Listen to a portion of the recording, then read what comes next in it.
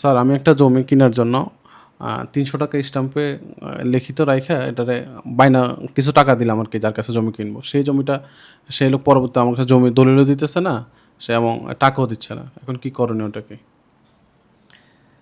আচ্ছা, এখন বর্তমানে আইন যেভাবে আছে, হ্যাঁ, রেজিস্ট্রেশন অ্যাক্ট যেভাবে আছে, সেই ক্ষেত্রে আপনি যদি খোলা বায়না করেন, খোলাই তো বায়না করেছেন তাই না, ৩০০ টাকার স্ট্যাম্পে রেজিস্ট্রেশন করেন নাই, এই ধরনের যদি হয়, তাহলে আপনি তার বিরুদ্ধে স্পেসিফিক পারফরমেন্সের মামলা বা সুনির্দিষ্ট প্রতিকার আইনে মামলা করতে পারবেন না। হ্যাঁ, সেজন্য আপনাকে রেজিস্টার্ড বায়নাপত্র দলিল হইতে হবে।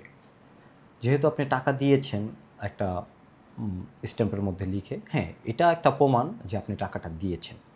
যদি এখন আপনাকে জমি রেজিস্ট্রেশন করে না দেয়, তাহলে আপনি টাকাটা ফেরত পেতে অধিকারী। আপনি টাকাটা ফেরত পেতে পারেন। এখন যদি টাকাও না দেয়, তাহলে সেক্ষেত্রে কী করবেন? সেক্ষেত্রে আপনার করণীয় হচ্ছে, আপনি তাকে প্রথমত বলবেন যে আপনি টাকা ফেরত দেন। যদি না হয়, তাহলে আপনি একজন আইনজীবীর মাধ্যমে তাকে একটা লিগ্যাল নোটিশ বা উকিল নোটিশ আপনি দিবেন, এবং সেই ক্ষেত্রে বলবেন যে আপনি যদি টাকা না দেন, তাহলে আপনাকে আমি যেই টাকা দিয়েছি এর সুদসহ আপনাকে টাকা দিতে হইব, এক। আর দ্বিতীয় কথা হচ্ছে যে আপনি যদি আগামী এত দিনের মধ্যে যদি জমি রেজিস্ট্রেশন করে না দেন, আর অথবা যদি টাকা ফেরত না দেন, তাহলে আপনার বিরুদ্ধে আমি মামলা করতে বাধ্য হব, দেওয়ানি এবং ফৌজদারি মামলা। তো এই ক্ষেত্রে আপনি পরবর্তীতে সে যদি তারপরও নোটিশ পেয়েও যদি আপনাকে টাকা না দেয়, তখন সেক্ষেত্রে আপনি ওই দলিল দেখে আপনি টাকা ফেরতের জন্য আপনি দেওয়ানি মামলা করতে পারেন। সেটাকে মানি স্যুট বলে, হ্যাঁ, বা মানি মোকদ্দমা বলে, বা অর্থ আদায়ের মোকদ্দমা বলে, সেই মামলা করতে পারেন।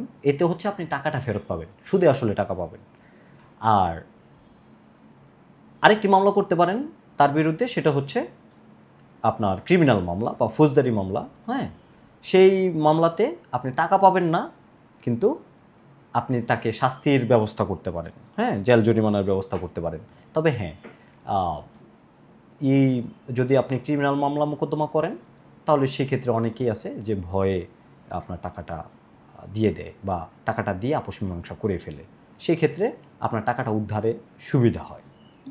তো আপনি এই পথে আপনি আগাতে পারেন, কিন্তু আপনি জমি পাবেন না।